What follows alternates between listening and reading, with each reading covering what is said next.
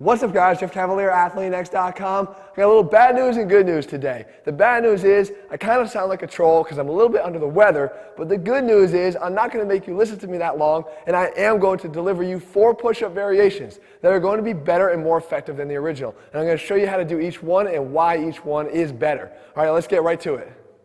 Okay, so as you can see, while the push-up is a very, very popular exercise, it does have its detriments. Matter of fact, because your hands are fixed on the ground, you do not get the opportunity to get one of the most important functions of the chest involved, and that is adduction of the chest. So what we can do is we add this banded crossover, which is one of my favorite ways to do this.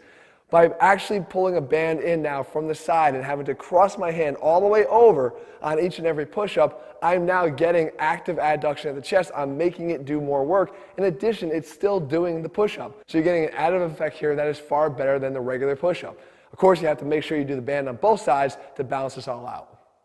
Okay, we can stick with that same theme here too, and we actually don't even have to use any other equipment here, and this is where we can do the rotational push-up. And by actually changing the position of our body in relation to our hands, we actually can still complete that relative adduction at the chest. And you can see here again, every time I come up and I rotate, I'm getting that adducted position ultimately here of the shoulder that's going to activate the chest more. And we do it on both sides so we can again make sure we're hitting both sides of the chest. But the key point here is that doing a regular push-up is not providing you with the opportunity to incorporate all the functions of the chest.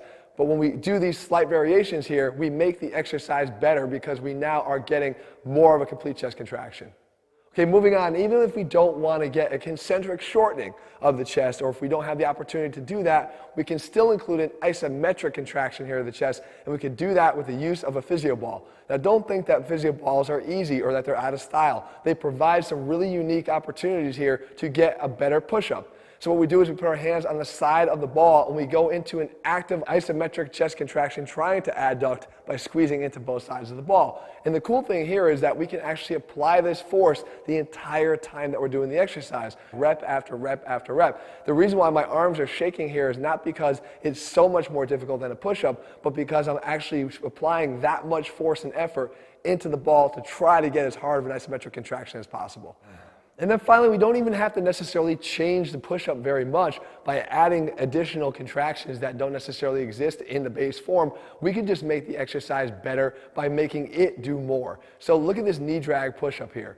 What we're doing is we're, first of all, igniting the abs in a way that the regular push-up does not. By requiring that the knee comes up and slides up the forearm and back down, we're getting that crossover crunch lower ab effect here, but at the same time, we're also prolonging the time that every rep takes. We're actually including 2 push-ups, or at least 1.5 for every single rep that we complete.